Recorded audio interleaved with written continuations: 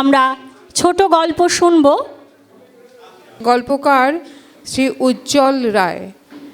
আমি এই গল্পটা আলোচনা করার জন্য অরিন্দম গোস্বামীকে বলবো। শ্রী উজ্জ্বল রায়।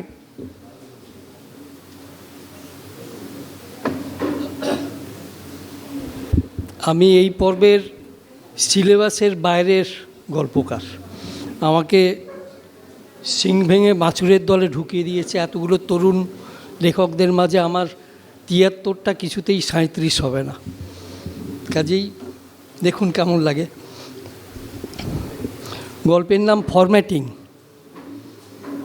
একটা প্রশ্ন করতে পারি, সরল না জটিল, ক্ষুদ্র না বৃহৎ? না না, নেহাতি ক্ষুদ্র এবং সরল, কিন্তু কি? আগে এমন খড়গলায় বললে সাহস পাই কি করে? আগে এমন খড়গলায় বললে সাহস পাই কি করে? তাহলে কি গলাটা একটু টিউন করে নেবো বলছেন? ঠিক আছে, নিলাম। এবার বলুন, আগে এটাই তো আমার প্রশ্ন। হেয়ালি ছেড়ে সোজাসুজি প্রশ্ন করুন, আমার সময়ের দাম আছে। তা তো বটেই। বলছিলাম কি, আপনি মানুষ না এআই? কেন, আমায় দেখে কি আপনার সন্দেহ হচ্ছে? আপনার মতো আমার কি দুটো হাত, দুটো পা, দুটো কান, একটা মুন্ডু নেই? সামান্য গ্রাসাচ্ছদনের জন্য যদি দিনরাত গাধার মতো খাটি বলে কি আমি মানুষ নই? আমাকে দেখতে কি গাধার মতন? ছি, আপনি কি বলছেন? আমরা কম বেশি সবাই কোনো না কোনো জন্তু জানোয়ারই তো বটে। কেউ পাখির মতো খুঁটে খাই, কেউ বাঘের মতো হিংস্র, কেউ শেয়ালের মতো ধূর্ত, কেউ বকের মতো তপস্বী, কেউ কচ্ছপের মতো অলস, কেউ শকুনের মতো মরাখেকো, কেউ কুকুরের মতো প্রভুভক্ত। মানে আমি বলতে চাইছি, ঠিক আছে, বুঝেছি। এবার আসল কথায় আসুন, বলুন কি চাই? বলা মানে, আপনার এত বড় মোবাইল রিপেয়ারিং সব, রোজ আসতে যেতে দেখিয়ে এক মনে মাথা গুঁজে কাজ করছেন। তা করতে হয় বই কি, এটাই তো আমার রুজি। আপনার মোবাইলের কি প্রবলেম কই দেখি? জটিল কোনো সমস্যা হলে কিন্তু সময় লাগবে। তা লাগুক। আমি একটু ফরম্যাটিং করাতে চাই। ফরম্যাটিং করতে হবে কি না আমি বুঝবো। মোবাইলটা দিন। মোবাইলের নয়, তবে কিসের? আমার। আপনি কি আমার সঙ্গে ইয়ার্কি মারতে এসেছেন? আগে ইয়ার্কি নয়, আই এম ভেরি সিরিয়াস। আপনি কি করে বুঝলেন আপনার ফরম্যাটিং করতে লাগবে? আপনি কি জানেন না যে ফরম্যাটিং করলে অধিকাংশ মেমারি ডিলিট হয়ে যায়, সব ছবি টবি ভ্যানিশ হয়ে যাবে? বলতে গেলে একেবারে নতুন মোবাইল আপনি নতুন হয়ে যাবেন, নতুন আপনি হয়ে যাবেন। যা করবেন ভেবে বলুন। আগে ভেবে চিন্তেই এসেছি, আমি ওটাই চাই। ওটাই মানে আমি নতুন হতে চাই। আমার অতীত ভুলে যেতে চাই। কমপ্লিট ডিলিশন, মেমারি লস, ছবি টবি সব ডিলিট হয়ে যাক। আমি মগজ খালি করে দিতে চাই, কোনো স্মৃতি রাখতে চাই না। দেখুন, আমার কাজ রিপেয়ারিং করা, বিগড়ে যাওয়া মোবাইল ঠিক করে দেওয়া। আপনি কেন ফরম্যাটিং করতে চাইছেন আমার প্রশ্ন করার কথা নয়। কিন্তু যেহেতু আপনার কেসটা একেবারেই নতুন ও উদ্ভট এবং জটিলও বটে, তাই আমাকে জিজ্ঞেস করতেই হচ্ছে, কেন আপনি আপনার সব কিছু ডিলিট করতে চাইছেন? দেখুন, আমার বয়স হয়েছে, কোনো রকমে টেনে হিচড়ে ৭৫-এর কাছাকাছি চলে এসেছি। এটাই তো প্রাণী জগতের স্বাভাবিক নিয়ম, এতে টানা হাসড়ার কী আছে? যাই হোক, ফালতু কথা না বলে বলুন। কয়েকদিন যাবৎ লক্ষ্য করছি আমার ক্রমশ স্মৃতিভংস হচ্ছে। সব কিছু ভুলে যাচ্ছি, বর্তমানের কিছুই মনে থাকছে না। খেয়েছি কি খাইনি, চান করেছি কি করিনি, হেগেছি কি হাগিনি, ঘুমিয়েছি কি ঘুমোইনি, সব ভুলে যাই। এই নিয়ে বড় অশান্তি। কেউ আমার কথা বিশ্বাস করতে চায় না, বলে আমি নাকি লোভী, তাই ২-৩ বার করে খেতে চাইছি। অলস বলে চান করতে চাইছি না, পড়ে পড়ে ঘুমোতে চাইছি কেবল। তাই এতে সমস্যার কী আছে? আপনি তো আমার এখানে এসেইছেন সব ডিলিট করতে। বর্তমান সময়টাই তো খারাপ। অপশাসন, দুর্নীতি, চুরি, ধর্ষণ, হত্যা, মূল্যবোধহীনতা, এসব ভুলে থাকতে পারলে তো ভালোই, রাত্রেবেলা নিশ্চিন্তে ঘুম হবে। আগে সেসব তো বুঝলাম, কিন্তু আশ্চর্য, বর্তমানটা ভুলে গেল অতীতে সব কিছু আমি ছবির মতো স্পষ্ট দেখতে পাই, একেবারে যাকে বলে সিনেমার মতো, দৃশ্যের পর দৃশ্য। সেই সব দৃশ্য, ঘটনা আমাকে বড় পীড়া দেয়, তাই মনে বড় অশান্তি। আমি এই অশান্তি থেকে মুক্তি পেতে চাই। আপনি কেন মুক্তি পেতে চাইছেন জানি না, কিন্তু এই বয়সে এসে সাধারণত সবাই স্মৃতি রোমন্থন করতেই বেশি ভালোবাসে, আনন্দ পায়। কার একটা বই আছে না, স্মৃতি সততই সুখের, একটা খুব পপুলার গানও আছে, আগে কি সুন্দর দিন কাটাইতাম। তা সেসব নিয়েই তো থাকতে পারেন, সুন্দর দিন, সুখময় স্মৃতি, আগে সেসব নিয়েই তো ছিলাম এতকাল, আনন্দেই ছিলাম। কিন্তু ওইটা কি, এখন আমার অতীত আমায় আনন্দ দেয় না। কেন দেয় না? এতদিন দিত, আজ দিচ্ছে না কেন?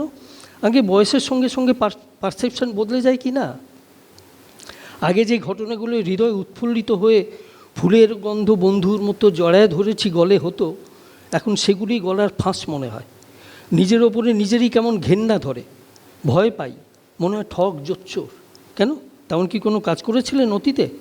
আগে সেটাই তো বুঝে উঠতে পারছি না, সব গুলিয়ে যায় আজকাল। আমি একটু নিরীহ গোছে শান্ত প্রকৃতির মিষ্টি স্বভাবের ছেলে, সবাই ভাবতো আমি বুঝি বিদ্যাসাগর মহাশয়ের গোপাল একটি সুবোধ বালক। দেখতে শুনতেও মন্দ নই, ভালো ছেলের তকমা এঁটে গিয়েছিল। ফলে ছোট থেকেই আমার রচিত কুনাট্য কুকীর্তিগুলো কেউ বিশ্বাস করতে চাইতো না।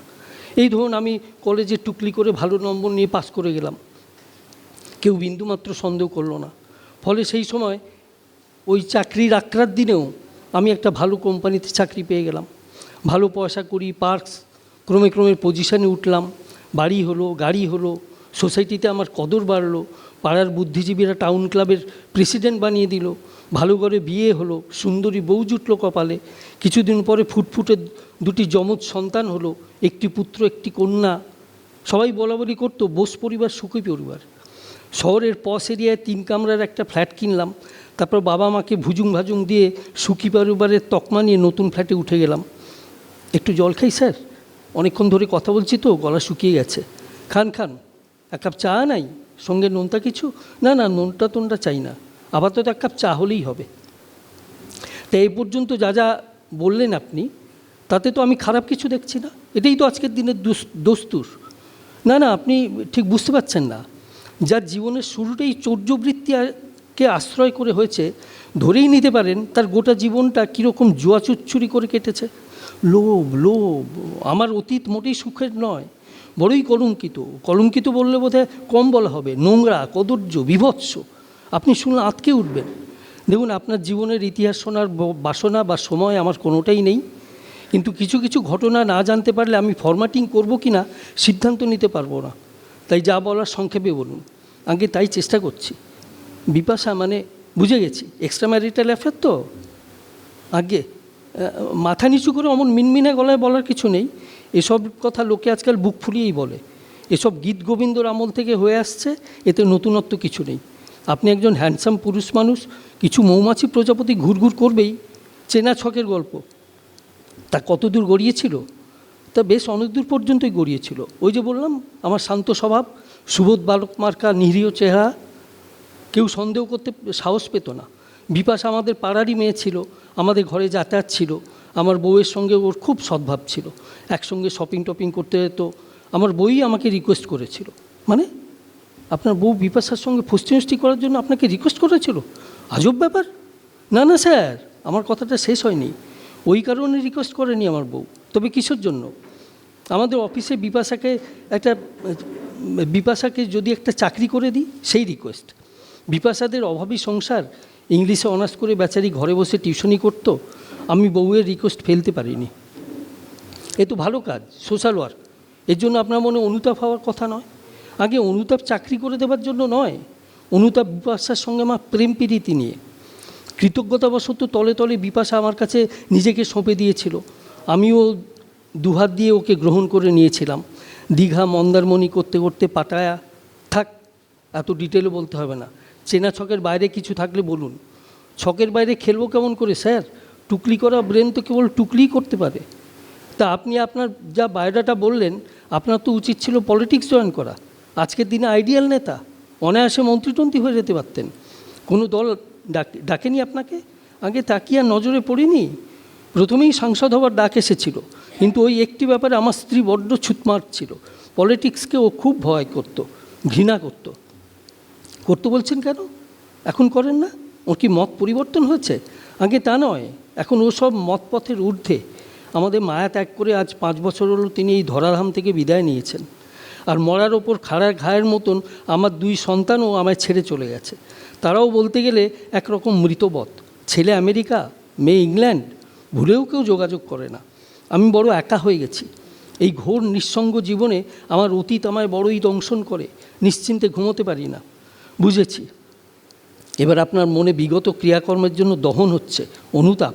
আগে সেটাই তো মানব জীবনের ধর্ম। আমাদের শাস্ত্রে এই জন্যই তো তৃতীয় আশ্রমের কথা লেখা আছে, বানপ্রস্থ। তাহলে প্রায়শ্চিত্ত করতে চান? আগে প্রায়শ্চিত্ত যে বড় কঠিন কাজ। আমি তাই অনেক ভেবেচিন্তে আমাকে ফরম্যাটিং করার সিদ্ধান্ত নিয়েছি। আপনি সিদ্ধান্ত নিলেই তো হলো না, সিদ্ধান্ত তো নেব আমরা, আমাদের টিম। আমরা এতদিন প্রোগ্রামিং করে আপনাকে বাজারে ছেড়ে রেখেছিলাম, কিন্তু সেখানে তো অনুতাপের কোনো অপশান ছিল না। আপনার অনুতাপ হচ্ছে কেন? আপনি তো দেখছি বিগত শতকের মানুষের মতো ব্যবহার করছেন, আবেগবিহ্বল। আগে এমন ভয়ের কথা বলবেন না স্যার। আমার নিজের কাছেই নিজের অস্তিত্ব ভারী বিপন্ন। আমাকে প্লিজ রক্ষা করুন, দয়া করে ফরম্যাটিং করে দিন আমাকে। উঠে আসুন, চলুন ফরম্যাটিং রুমে চলুন।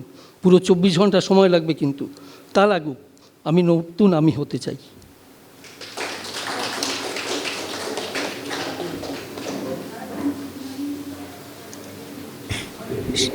শুনে নিলাম শ্রী উজ্জ্বল রায়ের গল্প। হাততালিতেই বোঝা যাচ্ছে সকলের ভেতরে কতটা প্রভাব বিস্তার করেছে গল্পটা। গল্পটার বিষয়ে আলোচনা করবেন শ্রী অরিন্দম গোস্বামী।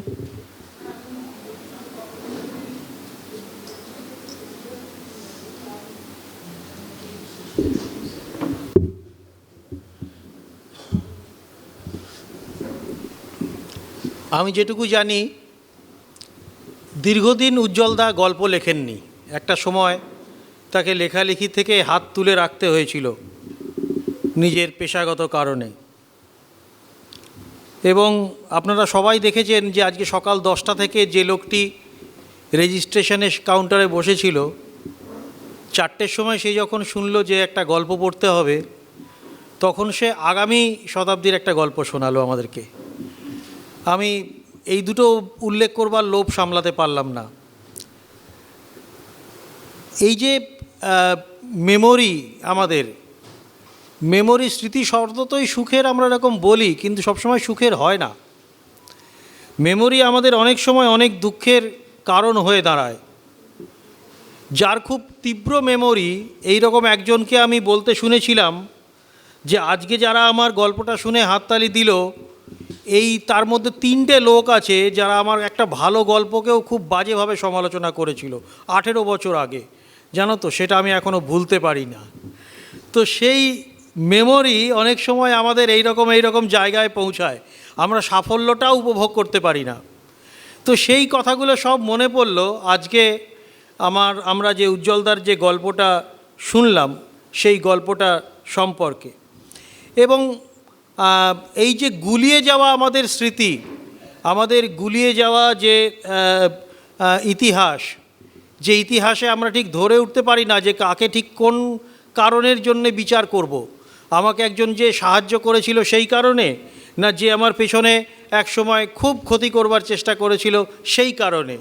আসলে মানুষের মধ্যে তো অনন্ত বৈচিত্র্য, সেই জন্যে নানা কারণে মানুষ নানা মানুষের কাছে স্মরণীয় হয়ে থাকে। ফলে গোটা জীবন, যে 75 বছরের একজন কাছাকাছি বয়স যে মানুষ, সে মানুষ যখন পেছন ফিরে তাকায়, তখন অনেক ক্ষেত্রেই এরকম জিনিস দেখা যায় যেটা পরস্পর বিরোধী। এবং সেই পরস্পর বিরোধিতারই একটি গল্প এখানে উজ্জ্বলদা আমাদের সামনে পড়লেন। যে গল্পে নায়ক চাইছে যে তার পুরনো যে স্মৃতি, পুরনো যে সমস্ত কাহিনী তার মনকে এখনও ভারাক্রান্ত করে রেখেছে, তার থেকে সে কীভাবে নিষ্কৃতি পাবে। সারা জীবন যে মানুষকে কত সময় আপোস করতে হয়, কত সময় এই জুয়া জচ্চুরি, এই শব্দটা উনি ব্যবহার করেছেন, করতে হয়, সেই সমস্ত থেকেই তার যে স্মৃতি একটা ছাপ কিন্তু পড়ে থাকে বিপাশা নামে একজন মহিলা, একজন সঙ্গিনীর স্মৃতি। এবং এই যে একটা কৃতজ্ঞতা বোধ, এই কৃতজ্ঞতা তো মানুষ চায় যে বিভিন্নভাবে শোধ করতে, তার বিভিন্ন রকম রূপ বিভিন্নভাবে দেখা যায়। তো অনেকের কাছে এইটা শোধ করবার অনেক রকমের উপায় দেখা যায়। তার মধ্যে কেউ কোনো একটা উপায় চুজ করে নেয়, পছন্দ করে নেয়, তার মনে হয় এইটাই বোধহয় সবথেকে ভালো উপায় কৃতজ্ঞতা জানানোর জন্যে। তো এই রকম একটা কাহিনী আমাদের কাছে ফিরে এসছে। এই গল্পটার যে কাহিনী, এই কাহিনীর যে চরিত্র, এই চরিত্রগুলো কারুর কোনো নাম দেওয়া হয়নি। উজ্জ্বলদা আমার মনে হয় যে এটা ভেবেই দেননি, এই জন্যে দেননি যে এটা কোনো একটি ব্যক্তি মানুষের নাম তো নয়। আগামী শতাব্দীর যে কাহিনী যেটা উনি দেখিয়েছেন, তিনি যেন দেখাতে চেয়েছেন যে আমাদের মধ্যেই রয়েছে এরকম বিভিন্ন মানুষ। গোটাগুটিভাবে পুরোটা না হলেও খানিকটা অংশত আমরা অনেকেই এই রকম একটা জায়গায় আছি যেখানে কিনা আমাদের সমস্ত স্মৃতি পুরোপুরি সুখের নয়। তাই আমাদের মাঝে মাঝে দহন হয়, অনুতাপ হয়, আমরা প্রায়শ্চিত্ত করতে চাই। এবং এটা আজকের শতকের মানুষের ব্যবহার নয়, আগামী শতকেও এই মানুষের এই রকম একটা ভাবনা হয়তো থাকবে। আমরা তো ভবিষ্যৎ দেখতে পাই না, আমরা অনুমান করতে পারি মাত্র। কিন্তু এইরকম আমরা শুনেছি যে কবি সাহিত্যিকরা যেহেতু ভূয়দর্শী হন, তারা কিনা অনেকটাই দেখতে পান, অনুমান করতে পারেন। আজকে উজ্জ্বলদার যে গল্পটা আমরা শুনলাম, ফরম্যাটিং, আমরা ঠিক জানি না, ঠিক হলপ করে বলতে পারবো না যে আগামী শতাব্দীর কোনো মানুষ সত্যি এই রকম করে কেউ হাজির হবে কি না কোনো চিকিৎসকের দরবারে, যে কিনা চাইছে না আর তার পুরনো যে স্মৃতি সেটার ভার বয়ে রাখতে। এইখানেই আমার মনে হয় যে এই গল্পটা একটা আমাদের যুগে লেখা হয়েও একটা ভবিষ্যৎ দর্শনের কাছে পৌঁছে দিচ্ছে আমাদের। আমার খুব ভালো লেগেছে গল্পটি।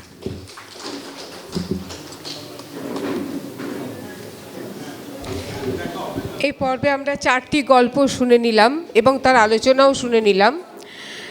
এই পর্ব আমরা এখানেই শেষ করছি।